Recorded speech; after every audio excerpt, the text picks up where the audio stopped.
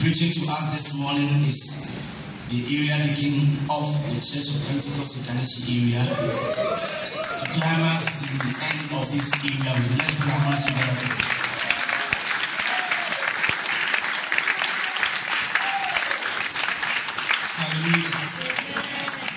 Good morning. Hallelujah.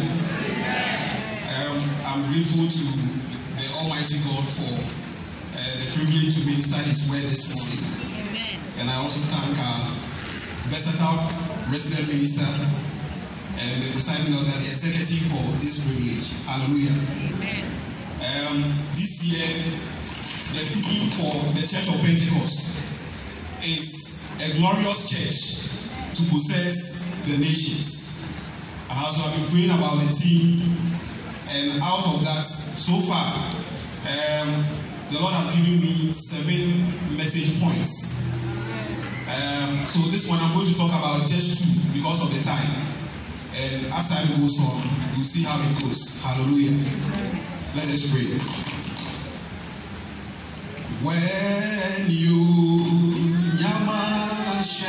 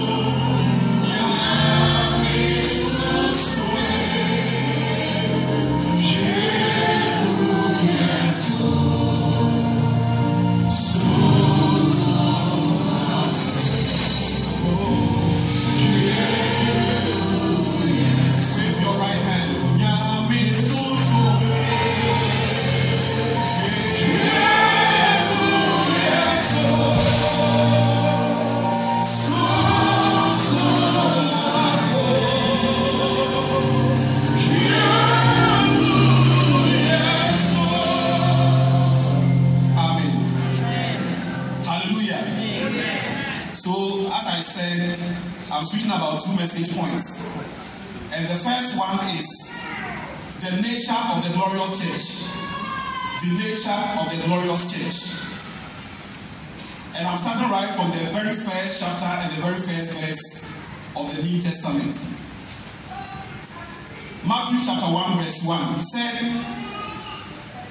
the book of the genealogy of Jesus Christ, the son of David, the son of Abraham. And then he continued from the verse 3. Abraham was the father of Isaac. Isaac was the father of Jacob. Jacob was the father of Judah and his brothers. And it went on and on and on and on. And when you get to the verse 17, it's exciting. And it said that Jacob, the father of Joseph, the husband of Mary, whose son is Jesus. Hallelujah.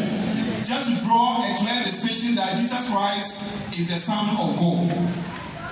And if you go through Jesus' genealogy, the names of 5 women were mentioned. Tamar, Rahab, Ruth, Uriah's wife, who was Bathsheba, and then Mary.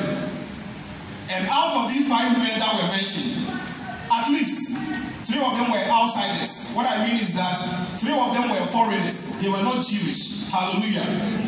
And I want you to know that the glorious church God is building, it doesn't matter which tribe you come from. You are part of this glorious church. If you read the Greek translation of the Bible, anytime the Bible talks about nations, especially in Matthew chapter 24, when he said nations will rise against nations, and kingdoms will rise against kingdoms. The Greek word for the nations was ethnos, ethnos. That is ethnic group. And to be aware, you have decided that because you don't have any plans of traveling outside Ghana, you can't possess the nations. But when God talks about nations, you're talking about tribes and families. So if you belong to a tribe, then you can possess your tribe for Jesus. And then kingdom against kingdom. Basilia, ethnos, basilica, kingdom. Hallelujah. So in the glorious church, women has a role to play just like men. That is why if you read Jesus' genealogy, as I said, 5 women were mentioned. 3 were outsiders. Rahab was from Jericho. Tamar was a Canaanite woman. Ruth was from Moab. Uriah's wife, Bathsheba, Uriah himself was a Hittite. And then Bathsheba is Jewish. And then Mary is Jewish. So 3 were foreigners. Hallelujah. One thing I also want you to know is that the reason why the very first verse said a record of the genealogy of Jesus Christ, the son of David, the son of Abraham. The son of David talks about the royalty of our Lord Jesus Christ. He was in the line of David. And as I speak, he's the King of Kings and the Lord of Lords. And the God we serve is amazing. If the Bible says that heaven is his throne, as I speak, Jesus is at the right hand side of the Father. Heaven is his throne and the earth is his footstool. The distance between heaven and earth is light years away, which means the right hand side of the Father could be billions of miles. That is the God we are serving. Hallelujah. So the son of David talks about Jesus' royalty, and by this time, the one to start an everlasting kingdom. The son of Abraham. God used Abraham to establish the nation of Israel. And he has used Jesus Christ to establish the nation of the spiritual Israel. So if you are here and you are giving your life to Jesus Christ, you are a citizen of the spiritual Israel. Let's go to Galatians chapter 3. Galatians chapter 3. He said, he who knew no sin was made sin for us, so that through him we might become the righteousness of God, that the blessing of Abraham might come upon the Gentiles. So as you sit here, the blessing of Abraham has come upon you. And when you read the very last 2 verses of the same Galatians chapter 3, he said, for you are all one in Christ, through faith in Christ Jesus. For as many as have believed in him have put on Christ. There is neither Jew nor Greek, neither male nor female. We are all one in Christ. And in Christ are you Abraham's seed. So Jesus Christ came to establish the spiritual Israelites. So the glorious church are the spiritual Israelites. Hallelujah. Sometimes we give the Jews, we respect them, first class citizen status, and we consider ourselves second class. But as far as being in Christ is concerned, whether you are a Jew, you are a Greek, you are a Ghanaian, we are all sons of God through faith in Christ Jesus. And we are Abraham's seed. Hallelujah. I have some Jewish friends, and when they are talking to me, I say, please, in Christ we are the same. We shall meet in heaven. We are the same. In the Old Testament, we were God's chosen people. But in Christ, we are a royal priesthood, a chosen nation, a people belonging to God. Hallelujah. So the glorious church, say to yourself, I am a spiritual Israelite. And therefore, you deserve all the blessings of Abraham. But don't forget that Abraham was a giver. Hallelujah. And Abraham was paying his tithes. Hallelujah. So if you want to enjoy the blessings of Abraham, you have to do the things that Abraham used to do. So that is where the Lord Jesus has placed us. Amen. And the glorious church doesn't fall. Say, I will not fall. Yeah, David said that, Lord, if I fall 7 times, I will rise 7 times. But in the glorious church, we don't fall. Because the Lord has given us someone to keep us from falling. If you read Jude, the verse 24, Jude has only 1 chapter. He said, now to him who is able to keep you from falling and to present you faultless. So Jesus Christ is going to present the glorious church faultless before the glory of his presence with exceeding joy. To God, who alone is wise, be glory and majesty, dominion and power now and forevermore. Hallelujah. So we have someone who will keep us from falling. If your business is not doing well, it doesn't mean that you are falling. In the realms of the spirit, if your relationship with God is intact, you have not fallen. Hallelujah. If things are not going on well in your life, it doesn't mean that you are falling. As far as your relationship with God is intact, you are on track. Hallelujah. Hallelujah. I'm going to make a very statement which sounds controversial, but I want you to know that if you want to build 10 houses, buy 10 cars, do this and do that, it is important. God wants his children to prosper, but that is not God's priority. His priority is making sure that you make it to heaven. That's why seek first the kingdom of God and his righteousness. The number one priority is the kingdom of God. And this is the glorious church that the Lord is presenting. Hallelujah. The glorious church must be filled with the Holy Spirit and fire. Amen. Let's read something. Let's go to Matthew chapter 3. The glorious church is supposed to have, so everyone here must be filled with the Holy Ghost and power and fire. Holy Ghost and fire. Matthew chapter 3, the verse 11. This is the message of John the Baptist. I indeed baptize you with water unto repentance, but he who is coming after me is mightier than I, whose sandals I am not worthy to carry. He will baptize you with the Holy Spirit and fire. Hallelujah. One school of thought says that the fire, baptism of fire that Jesus Christ is talking about here, John the Baptist mentioned, is baptism of fire at the judgment day when God judges all men. Those who didn't believe Jesus Christ, the lake of fire that they will be thrown in is the baptism of fire. That's one school of thought. It is not wrong. It will come. Children of disobedience will be thrown into the lake of fire. But there is also another component. The word of God is dynamic. Hallelujah. You and I are supposed to be baptized with the Holy Ghost and fire. Most of us, we have received the Holy Ghost baptism, we haven't experienced the fire. I'm here to tell you this morning that the glorious church is supposed to receive the fire. That's why we are having a lot of challenges in our lives. One of my favorite dishes is curry and beans. I don't want only the beans. I don't want only the curry. I want the curry and beans.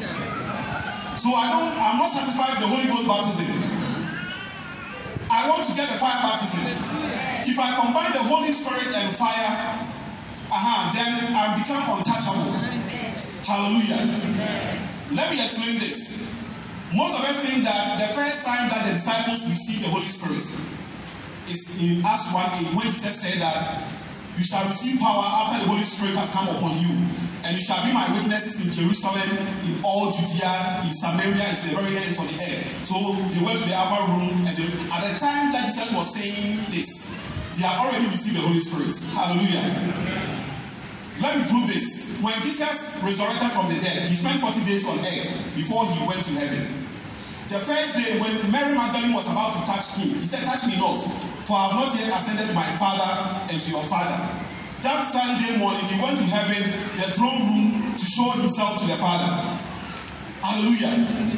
That Sunday evening, while the disciples have locked themselves, and they were in a room for fear of the Roman soldiers, the Bible says that Jesus penetrated the wall and stood in their midst. And then he showed his hands to them. At that time, any man being in Christ is a new creation. The old is past, the new has come.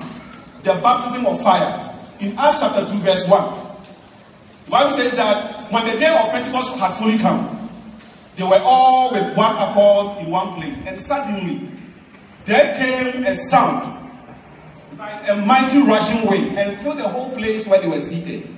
And there appeared unto each one of them a divided tongues as of fire, and they began to speak in diverse tongues, and the Spirit gave them utterance. Hallelujah. That is the baptism of fire. Most of us, we are here. God has built a glorious church that is full of the Holy Spirit, baptized in the Holy Spirit and fire. You have not encountered this fire baptism. Even the tongues that you are speaking, you created something, you fabricated something. You heard an elder preaching a certain language and decided to speak that song. You have not genuinely encountered God. Hallelujah.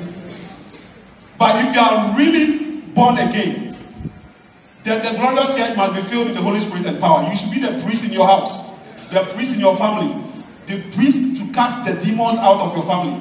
Hallelujah. And therefore you need that personal encounter. And I'm here to tell you that we are serving a loving God. God loves you more than you can think. He will not cast you out because you lied yesterday. You are still his child. But don't live in sin. Hallelujah.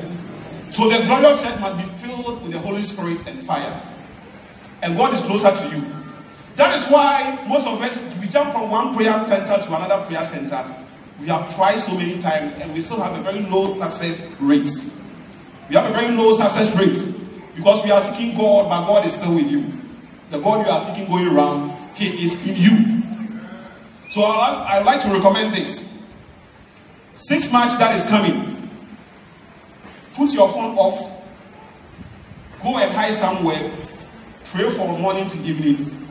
Go home and sleep. And you will encounter the Holy Spirit. Hallelujah. You are a youth seeking for job. You don't know what life has for you. Go to Pentecost Convention Center. Go and rent a room for 3 days. Take some water with you. Take your Bible. Put off your phone. Most of us, we multitask with the Lord. We are too busy that in the morning when we wake up, whilst we are putting on our shoes, oh Father, I thank you for protecting me. And then taking our bag, Father, I'm going to work, protecting me, grant me time. We don't have time for God, so we multitask. Whilst we are doing something, if you want to experience that fire, we must make time for God.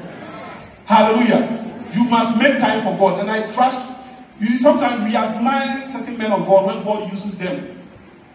Sometimes after pastor has finished ministry, everybody wants to go and shake hands. Because I want you to have some of the anointing. You know how much time he spent in prayer? If you do the same thing, that God will speak through you. We must experience the fire. Personally, he came to my life a certain time in Kumasi. I didn't know the way forward.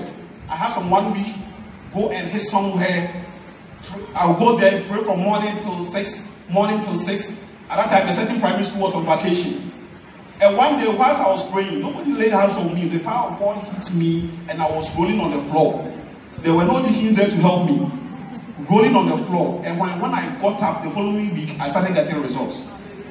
Maybe you have tried something. Try this. Yes, you come to church when there's a revival. You come for Wednesday morning prayer meeting. But this time, go and hide somewhere yourself. And encounter God yourself. The Lord that we are serving wants the glorious church to encounter him. He said, my sheep hear my voice, and I know them, and they follow me. Do you hear Jesus' voice? If you want to hear the voice, the kingdom of God is not in meat and drink, but it's in righteousness, peace, and joy in the Holy Ghost. Hallelujah. Hallelujah. So that is the first point that I wanted to make, that as a glorious church, to be able to overcome certain circumstances in life. Yesterday, I attended a funeral at the Kwawu Mountains, Kwawu, and whilst I was coming, I offered someone a lift. And whilst we were coming to Accra, he said, hey, there is some power in this cow. I said, why? He said, oh, he was into occultism. And we got somewhere, there was an accident. And he was saying that this is how they used to cause accident. Sometimes they give them blood, a quota of blood to supply. And when they want to create an accident, let's say VIP bus, and then there is even one righteous person, they are not able to cause the accident. He said that when there is one righteous person, they find it difficult to cause the accident. It is my prayer that PIWC members will be full of the Holy Spirit, that wherever we are, because of us, we will save the people around us. In Jesus' name. In Jesus' name. In Jesus' name. Hallelujah. Let's go to message point number 2. And I took it from, I'll end in about 15 minutes. Right. Matthew chapter 26, verses 27 to 29. Then he took the cup and gave thanks, and gave it to them, saying, drink from it, all of you, For this is my blood of the new covenant, which is shed for many for the remission of sins. But I say to you, I will not drink of this fruit of the vine from now on, until that day when I drink it new with you in my Father's kingdom. Hallelujah. So this one, Jesus was eating with his disciples. And then he took one cup and said, I will not drink of the fruit of this vine with you from now on, until I drink it new with you in my Father's kingdom. So it's like they didn't finish the meal. So I've captioned the second point. The glorious church must remember the unfinished meal and the 4 Passover cup. The glorious church must remember the unfinished meal. The Lebanon graduates will say unfinished meal. Where I come from, we said unfinished meal. It means you didn't finish. Unfinished meal. I will not drink of this cup with you until I drink it new with you in my Father's kingdom. Hallelujah. So they didn't finish. But the continuation, the Lord needs all of us there. You didn't say amen. That marriage supper of the Lamb, he wants all of us to be there. Every member at PRWC. Because of this unfinished meal, I have attended a typical Jewish communion service once in Germany. They use 4 cups for the communion. So I said to myself, this one, even if you don't eat from the house, you will be filled by the time you leave the auditorium, apart from the spiritual blessing. And then they turn the 4th cup upside down. And all these cups are in the scriptures. And it will, by the time we finish in the next 10 minutes, you understand why this year it is so important that every church or Pentecost member don't forget about the glorious church that God is preparing to possess the nations. Hallelujah. We thank God for the leadership who came out with this theme for the year. So they have 4 cups. The first one is called the cup of sanctification. The cup of sanctification. So let me read it just to save time. Every year on the 14th day of the first month, for the you and the 4 Passover cups, I'll send the notes to the church's platform so that you can take it out. On the 14th day of the first month, religious Jews observe the Passover. The Passover is the first of 7 appointed feasts of Israel. So there are 7 feasts: Passover, unleavened bread, first fruits, Pentecost, trumpets, atonement, and tabernacles. The Passover, they also call it Pesach, originated from the night before the famous exodus of the Hebrews out of Egyptian bondage. The Jews sacrificed lamb, placed the lamb on the left, right, and upper doorpost, and roasted the lamb for the evening meal. 4 cups are used during Passover. And that is from Exodus chapter 6, verse 6 to 7. I want us to read that one. I immediately project that one for us. Exodus 6, 6 to 7. But if you break Exodus 6, 6 to 7 down, the first one is, I'll bring you out. That is the sanctification, set apart. So the glorious church consists of people that God has set apart. As you sit here this morning, you have been set apart. Amen. I will deliver you from bondage. That is the second part. That is cup of affliction. I will redeem you with an outstretched hand. That is cup of redemption. And then I will take you to me for a people. That is cup of praise or cup of consummation. So 4 promises were given. So Jesus also mentioned, when you read the New Testament, you hear of several cups. They all had a meaning. In John chapter 17, verse 9, the cup of sanctification, Jesus said, for their sake I sanctify myself, that they also might be sanctified through the truth. Hallelujah. So if you come to Jesus, know the truth, who is Jesus Christ, then you are sanctified. The second cup is called the cup of affliction. Matthew 20:22. Jesus answered and said, you do not know what you ask. Are you able to drink from the cup that I'm about to drink and be baptized with the baptism that I'm baptized with? And they said to him, we are well able. Hallelujah. It is the same cup of affliction that he mentioned in the Garden of Gethsemane when he said, Father, if possible, let this cup pass from me. In Matthew 26:39. That is a cup of affliction. Hallelujah. The glorious church has been sanctified. You have been delivered from affliction. Are you able to drink from the cup that I drink from? Maybe at your workplace, you want promotion. You want promotion. Do you arrive at the same time your bosses arrive and you close at the same time? Maybe you want to become an elder of the church, especially the presiding elder. Are you able to sacrifice your Sunday afternoon fufu and be visiting members? What I'm saying is that anything that you said before you must prepare yourself to be able to occupy that position. Generate that capacity within yourself. Hallelujah. The third cup is cup of redemption. This would have been the cup that Christ drank from after the Last Supper had concluded in Luke chapter 22 verse 20. Likewise also the cup after supper, saying, this cup is the New Testament in my blood, which is shed for you. The fourth cup is extremely important because it relates to prophecy. This cup is called the cup of Hallel. Hallel means praise. The cup of praise. Or the cup of consummation. That is when we go to heaven. The unfinished meal. That I will not drink of this fruit of the vine with you from now on till I drink it with you in my Father's kingdom. Hallelujah.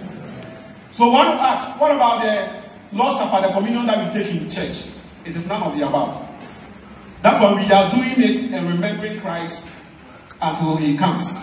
That is in 1 Corinthians chapter 11, verse 26. Hallelujah. But I'm here to tell you that the Lord is preparing a glorious church. A church without spot or wrinkle. He is here to keep us from falling. Prophetically speaking, we are between the third cup and the fourth cup. We are between the third cup, the cup of redemption, because as we sit here, we are redeemed. We've been redeemed. Let the redeemed of the Lord say so. Hallelujah. What is left is a cup of redemption.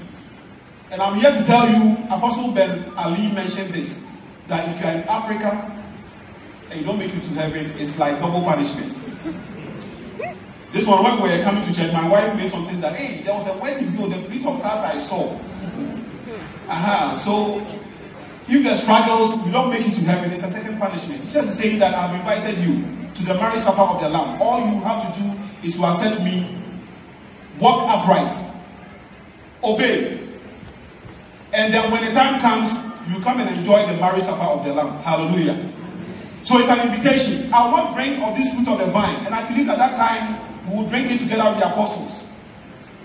From now on. But between now and then, there is work to be done. We need to possess the nations. We need to possess the nations. We need to possess the nations. Hallelujah. We need to be filled with the Holy Spirit and fire to be able to overcome the things that are confronting us. Are you ready for the fourth cup? Then forgive that brother or that sister. Amen. We are operating in time from Genesis till now. God keeps counting time. Today is 16th of February 2020. We are in the realm of time. The Lord God Almighty is not in the realm of time. He is eternity himself. So Jesus Christ came from eternity into time so that he will take us back to eternity. Where God is, time doesn't count.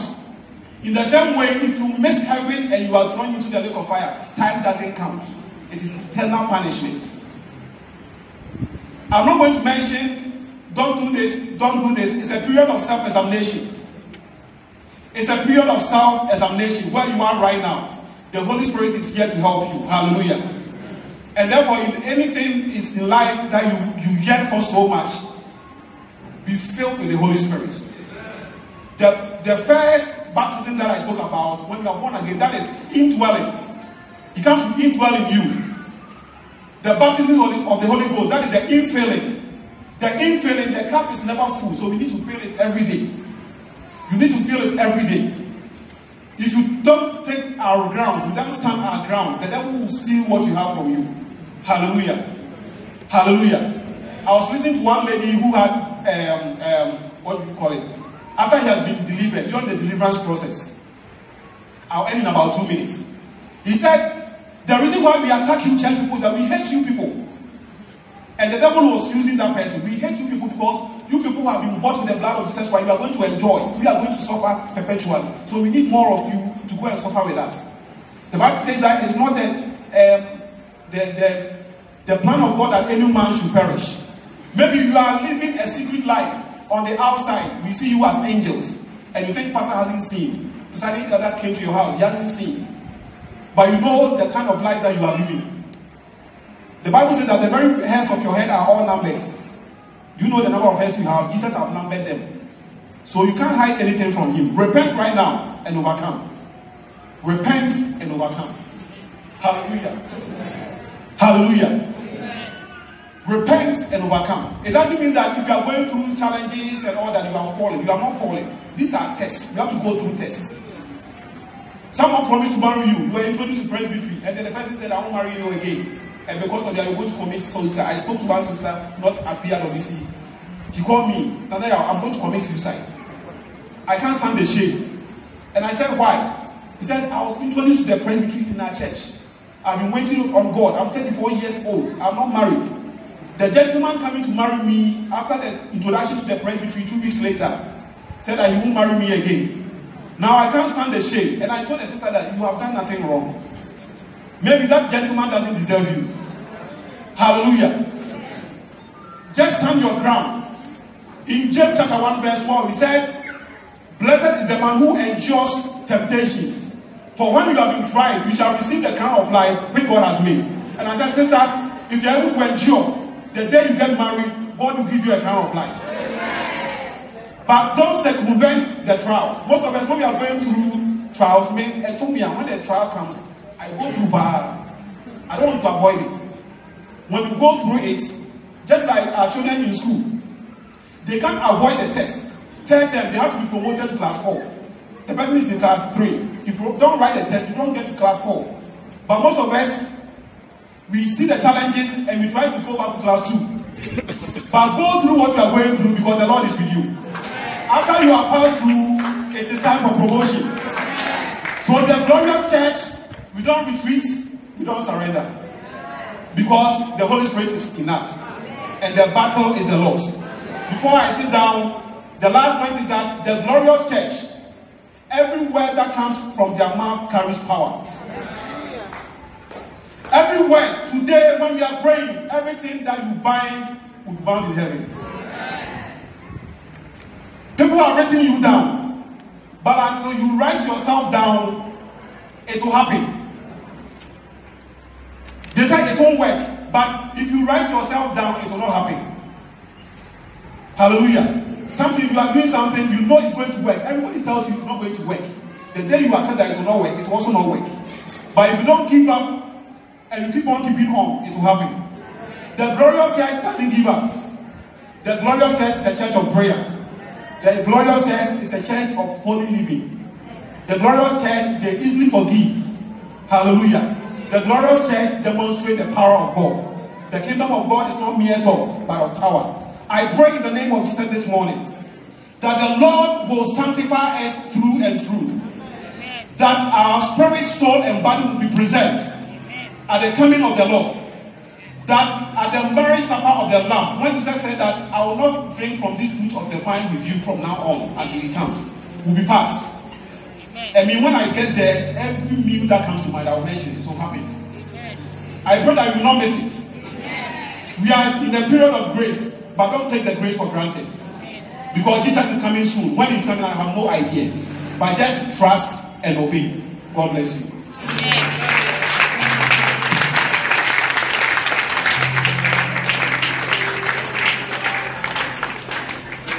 Shall we humbly rise? 赞美主，求主祝福 PIWC 所有的弟兄姐妹都平安喜乐。如此祷告，乃是奉靠我主耶稣基督得胜的名求，阿门。